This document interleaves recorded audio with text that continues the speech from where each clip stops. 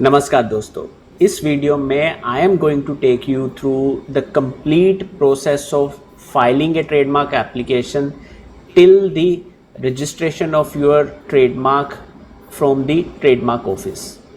इस वीडियो में we are going to discuss various stages of the trademark application which has to go through before the trademark registry and हर stage में critical बातों को क्या ध्यान में रखना है उसके बारे में हम समझेंगे। ये एक कॉम्प्रिहेंसिव वीडियो तो नहीं है, लेकिन एक कंप्लीट पिक्चर आपको प्रोवाइड करेगी अगर आप ट्रेडमार्क रजिस्ट्रेशन के प्रोसेस में इन्वॉल्व हो। तो let us start now and discuss the complete Indian trademark process, जो कि फ्रॉम फाइलिंग से लेके टिल रिन्यूअल तक हम जानने वाले हैं इस वीडियो में। सबसे पहले वी नो कि जो ब्रांड है, हम ट्रेडमार्क रजिस्ट्रेशन इसीलिए करा रहे हैं कि we want that someone else should not be able to exploit my brand name without my permission. Exploitation का मतलब ये है कि वो सेल ना कर पाए मेरे ब्रांड के अंडर, राइट। वो ऑफर टू सेल ना कर पाए, वो इंपोर्ट ना कर पाए, वो एक्सपोर्ट ना कर पाए। So these are the couple of examples जिसमें एक ट्रेडमार्क प्रोप्राइटर की हमेशा ये एफर्ट रहते हैं कि वो ट्रेडमार्क रजिस्ट्रेशन करवा ले।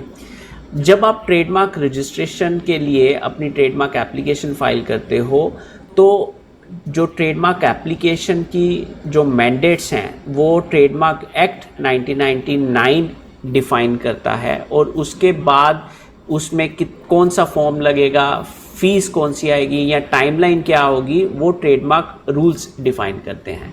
अगर हम स्टेजेस वाइज आपकी ट्रेडमार्क एप्लीकेशन के फाइलिंग से लेके रिन्यूअल प्रोसेस को डिफाइन करें तो लगभग हमारा जो है ओवरऑल 6 स्टेजेस में we can cover the whole process. पहली stage obviously pre examination stage, जो कि filing of a trademark application. इसमें हमें क्या क्या बातों को ध्यान में रखना है वो we need to take care of that. The second stage is examination. इसमें द ट्रेडमार्क रजिस्ट्री जो गवर्नमेंट ऑफ इंडिया के अंदर आती है, डिपार्टमेंट ऑफ कॉमर्स के अंडर आता है, तो वो ट्रेडमार्क रजिस्ट्री आपका एप्लीकेशन को एग्जामिन करेगी। If there are any issues वो एक एग्जामिनेशन रिपोर्ट इशू कर देंगे। उसके बाद आपको एग्जामिनेशन रिपोर्ट का रिप्लाई फाइल करना है, and if you are not able to comply with the mandate of the trademark act as well as the trademark rules, तो आपको show cause notice for hearing issue होगा, जिसमें you need to appear before the hearing. उसके बाद जो stage है वो है एडवर्टाइजमेंट एंड ओपोजिशन। आपने कंप्लाई कर लिया और उसके बाद जो ट्रेडमार्क रजिस्ट्री है आपकी ट्रेडमार्क एप्लीकेशन को official journal of the trademark office में पब्लिश कर देगी। देन ओपोजिशन का टाइम पीरियड शुरू हो जाएगा। उसके बाद if everything goes well then only आपको ट्रेडमार्क का रजिस्ट्रेशन सर्टिफिकेट मिलेगा।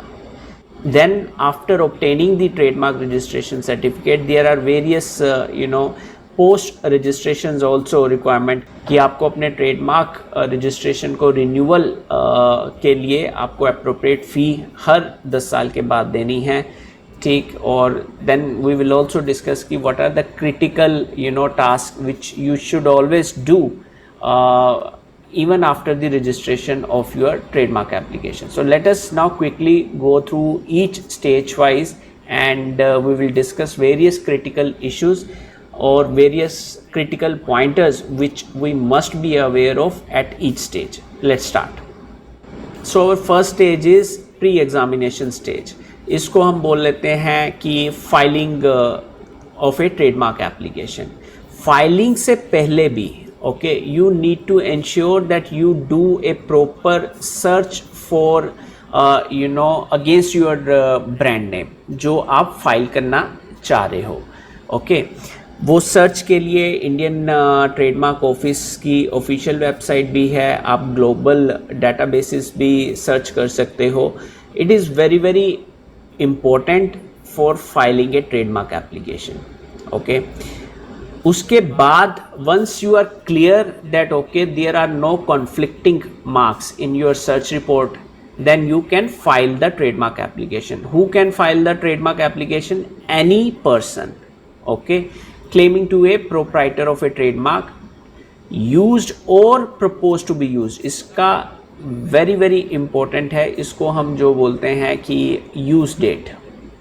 Okay, so whenever you are going to file a trademark application, you must see whether you are going to file this trademark application under proposed to be used basis, या आप brand name already launch कर चुके हो, अब trademark application file कर रहे हो seeking registration of the brand name under the trademark act.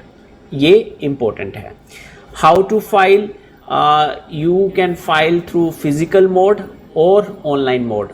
आज के समय में I would say that 99% of the applications are filing through the online mode only. Then next part is essential requirements for a trademark application. The prescribed form जो trademark rules में है वो है form TMA. हमने एक detailed video already बनाई है TMA के फाइलिंग के लिए जो जो रिक्वायरमेंट्स आती हैं.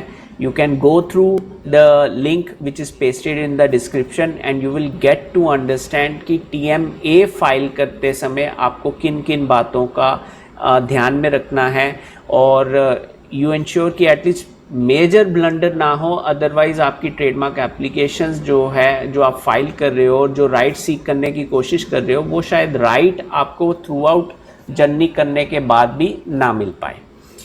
उसके बाद जो प्रिस्क्राइब्ड फ़ी है 4500 रुपीज़ आप मान लो नेचुरल पर्सनस के लिए या स्टार्टअप्स के लिए. Otherwise you consider it as a 9000 rupees for the online filing of a trademark application. Applicant की डिटेल्स देनी पड़ेगी, उसका नेम, एड्रेस, नेशनैलिटी वगैरह, and then the address for service. Address for service में यू इंश्योर कि एक proper address and आपकी एक वैलिड ईमेल आईडी ज़रूर सबमिट हो. The reason being is because if you are going to use your brand name, the brand name आपका business है एक तरह से. ओके, एंड कल को अगर कोई ओपोजिशन फाइल करता है, कल को कोई नोटिस भेजना चाह रहा है आपको, या इवन ट्रेडमार्क रजिस्ट्री आपको कोई नोटिस भेजना चाह रही है, अगर वो एड्रेस क्लियर नहीं होगा, अगर आपने वो ईमेल आईडी बंद कर दी, okay, then you will not be able to receive such notices, जिसके कारण आपको लीगल फाइट भी फेस करनी पड़ सकती है टू एंश्योर कि आपका प्रोटेक्शन हमेशा अवेलेबल रहे आपको. उसके बाद नेक्स्ट इम्पॉर्टेंट पार्ट आ जाता है प्री एग्जामिनेशन स्टेज में. You need to specify your goods and services. आपको description of your goods completely देना है कि ओके ये ब्रांड नेम आप किन किन गुड्स के लिए यूज़ कर रहे हो. So based on the goods, और अगर आप सर्विस प्रोवाइडर हो तो देन सर्विसेज की डिस्क्रिप्शन देनी पड़ेगी. अब इम्पोर्टेंट ये बात है कि गुड्स या सर्विसेज, हमारे ट्रेडमार्क रजिस्ट्री में we have various classes of goods as well as classes of services. तो आपकी एक trademark application, one trademark application, one brand name, okay, then one class. This is what the ideal scenario is. But अगर आप multi class application file करना चाहते हो तो आपको ये बताना पड़ेगा कि कौन कौन सी application, one brand, then class 1A, class B, class C, whatsoever. ये मतलब क्लास 1 है, 2 है, 37 है. You need to identify, okay, in these classes I wish to seek trademark protection under the trademark act 1999. Then stage 1 में दूसरी requirements भी आ जाती हैं कि अगर आप foreign, if you are a foreign applicant now, so foreign applicant के पास दो रास्ते हैं इंडिया में एंट्री करने के. In fact I would say 3. Directly file कर सकते हैं, या they file a convention application, उसमें उनको प्रायोरिटी क्लेम का बेनिफिट मिलेगा. Next is they can also enter in to India through the Madrid application also. Okay, so this is the third route if you say. Okay, first is directly, second is through convention application, third is through Madrid application they can enter it. Okay, another requirements कई बार क्या आती है, Vienna codification process for the figurative marks. If the marks contain figurative elements, it undergoes a process called Vienna classification after filing. So that is something with the trademark registry. You don't need to specify what are the Vienna classification for your brand name. But overall आपको ये ध्यान में रखना है कि one trademark application equals to one brand name, okay, and brand name, and then जो goods and services की description होगी आपके पास, ओके, देन सिंगल क्लास हो सकता है आपके पास, राइट, या मल्टी क्लास एप्लीकेशन हो सकती है. So let's now go to the stage number 2. जो स्टेज 2 है वो ट्रेडमार्क एप्लीकेशन की एग्जामिनेशन के ऊपर है, डिटेल्ड एग्जामिनेशन होगी. ओके, जो आपकी ट्रेडमार्क एप्लीकेशन जब आप फाइल कर लेते हो एंड एग्जामिनेशन के समय में जो learned examiner of the trademark registry है, ही विल इंश्योर कि आपकी जो ट्रेडमार्क एप्लीकेशन है is it in all the compliance जो कि mandated by the trademark act as well as the trademark rules. अगर हम बात करें एग्जामिनेशन का आउटपुट क्या आएगा, सो एग्जामिनेशन के आउटपुट में आप देखोगे कि ट्रेडमार्क एग्जामिनर ने या तो सिमिलर या फिर आइडेंटिकल ऑल्सो वो उन ब्रांड्स को उन ट्रेडमार्क एप्लीकेशंस को साइट अप किया है एक सर्च रिपोर्ट में, जो कि आपकी एप्लीकेशन में जो ट्रेडमार्क है उसमें उसके साथ सिमिलर है या आइडेंटिकल है. तो एक तो आपको सर्च रिपोर्ट आएगी, right. In addition to this आपको रिफ्यूज़ल के, अगर आपकी ट्रेडमार्क एप्लीकेशन में सर्च रिपोर्ट में कुछ आइडेंटिफाई हो गया है तो देन आपको ट्रेडमार्क रजिस्ट्री के द्वारा एक रिफ्यूज़ल का नोटिस भी आएगा उस along with the search report, जिसमें या तो एब्सोल्यूट ग्राउंड्स फॉर रिफ्यूज़ल आएंगी या फिर रिलेटिव ग्राउंड्स फॉर रिफ्यूज़ल आएगी या फिर अदर ग्राउंड्स आएंगे कि ओके आपने अपनी ट्रेडमार्क एप्लीकेशन में लिखा तो है कि आप ये ब्रांड नेम 2016 से यूज़ कर रहे हो फॉर एग्जांपल, बट आपने कोई डॉक्यूमेंट्री एविडेंस शो नहीं करा, एफिडेविट भी फाइल कर दिया लेकिन you have not produced any documentary evidence जिससे ट्रेडमार्क रजिस्ट्री को ये पता लगे कि आप 2016 से इस ब्रांड नेम को यूज़ कर रहे थे और कंसिस्टेंटली यूज़ कर रहे थे. ओके, सो हमने एक already absolute grounds for refusal या रिलेटिव ग्राउंड्स फॉर रिफ्यूज़ल के बारे में भी डिस्कस किया है. एक तो हमने ट्रेडमार्क ओपोजिशन के रिलेशन में एक वीडियो बनाई है, उसके अंदर you will get to know in detail कि what are the absolute grounds for refusal and what are the relative grounds for refusal. Although trademark opposition में एक ओपोनेंट ये रेस करेगा, but in the examination report में the learned examiner of the trademark registry will raise these grounds against your trademark application. ठीक है, सो अब आपके पास examination report आ गया, अब करेंगे क्या. थर्ड स्टेज हमारी आ जाती है post examination procedure. First is definitely आपको ये रिप्लाई फाइल करना है एग्जामिनेशन रिपोर्ट का, और रिप्लाई का नॉर्मली टाइम होता है 1 month. You need to ensure that you satisfy each and every objection जो कि ट्रेडमार्क रजिस्ट्री ने आपको इशू करी है. ओके, अगर आपको मान लो यही एग्जांपल लेते हैं कि एविडेंस ऑफ यूज़ आपने नहीं दिया, तो then you along with the reply you have to file the documentary evidence which can help you to establish that yes, since 2016 you were using this brand name, okay, and your customer knows you. अब मान लो आपने examination report का reply भी submit कर दिया, still there are chances कि the learned examiner is not satisfied with the answers, with the reasons cited in your reply. तो then जो लर्नड एग्जामिनर है वो रिजेक्शन ना इशू करके एक show cause notice for hearing issue करेगा, जिसमें आपको पर्सनल हेयरिंग का चांस दिया जाएगा.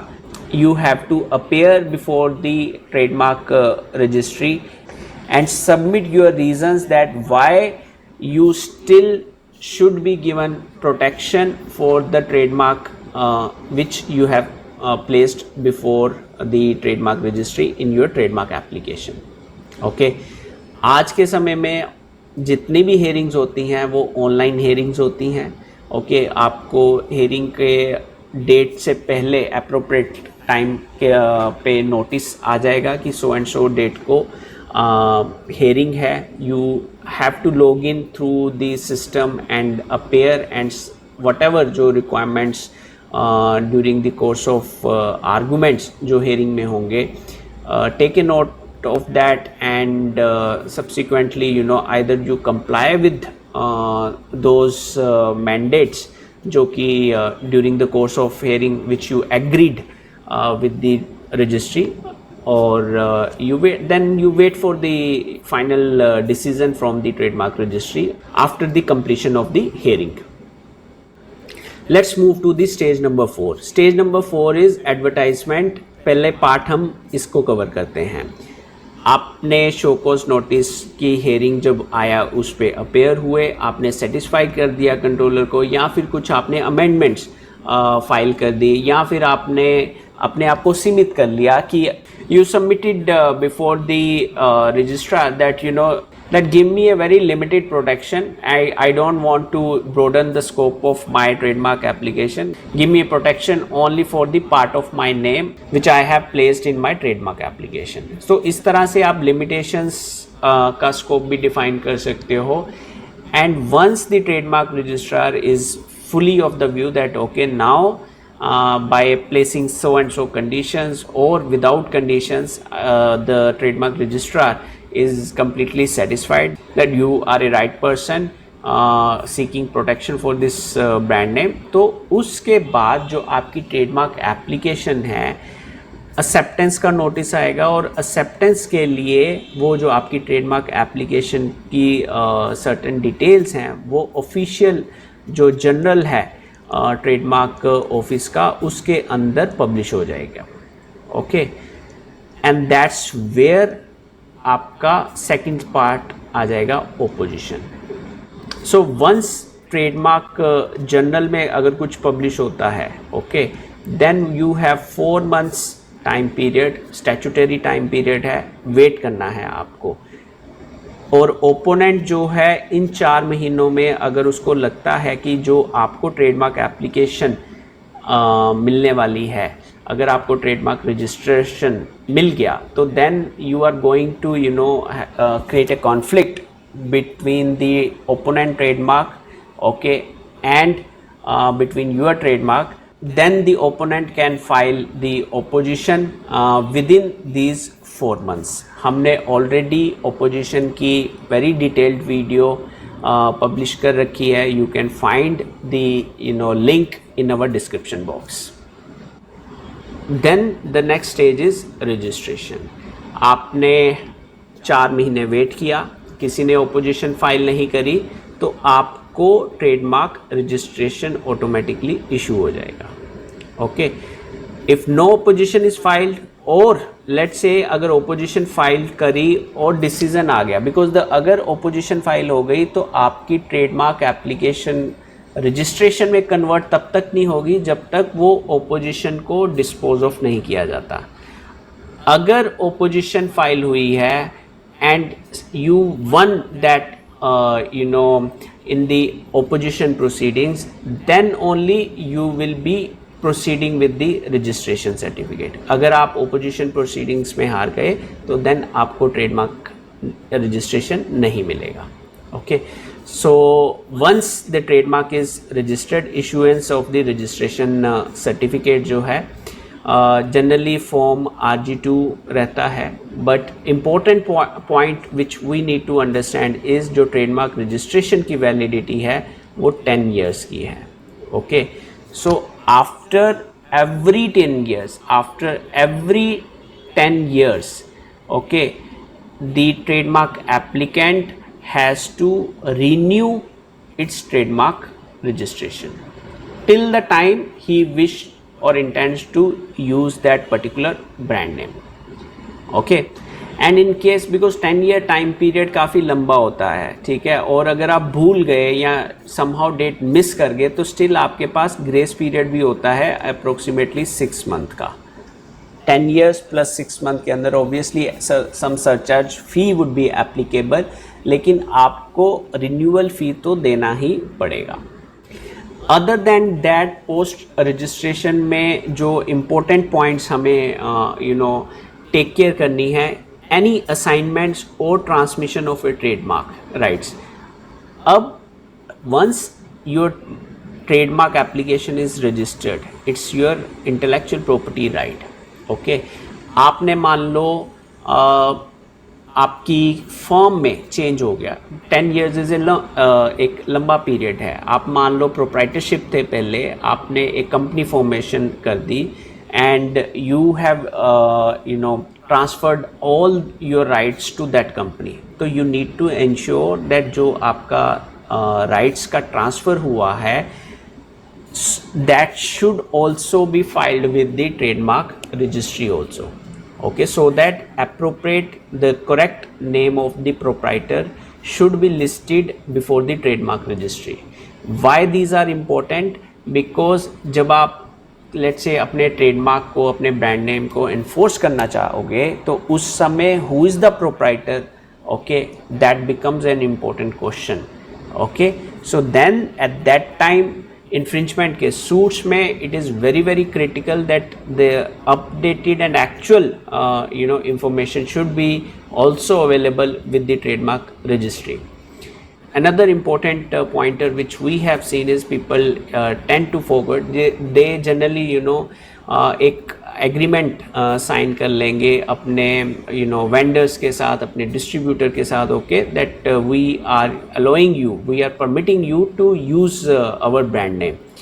और in due course of time अगर 10 साल 20 साल 30 साल में बिजनेस एक अच्छा चल गया है और वो no one even try to register that distributor name or the vendor name with the trademark office, और अब अगर डिस्ट्रीब्यूटर आपका जो कि परमिटेड यूज़र है, okay, and if that permitted user wants to file a infringement suit against third party, okay, he cannot do that.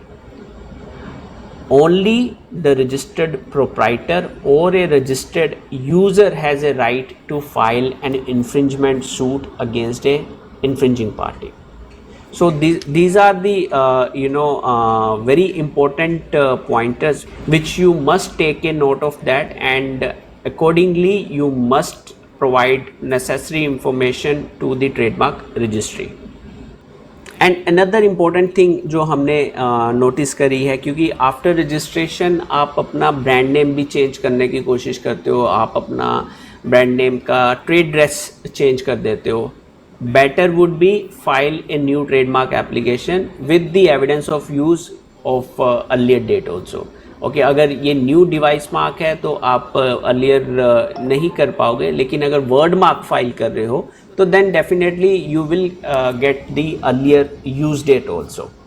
So I hope the assignment related part or any alteration in your registered trademark, that should also be uploaded with the trademark registry. Otherwise at the time of the infringement suit के अंदर you will have a tough time, और the defendant जो होगा he will try to delay the proceedings, he will get some benefits because of lack of consistency in providing assignment related details or alteration of a registered trademark with the trademark registry. I hope with this video you have now a fair idea from filing of a trademark application till registration of your brand name. And feel free to like this video, share this video with other friends or other stakeholders who are going through a trademark registration process or an opposition process. We request you to subscribe to this channel also, as we are regularly updating various judgments, various procedures and new changes in the law in relation to the trademark or other intellectual property rights. And if you have any specific questions or queries in relation to the trademark process, you can send us a query, you can send us an email, or you can put up your queries in the comment box also. We will try to respond to your specific queries also on a high priority basis. And thank you once again for going through this video. Jai Hind.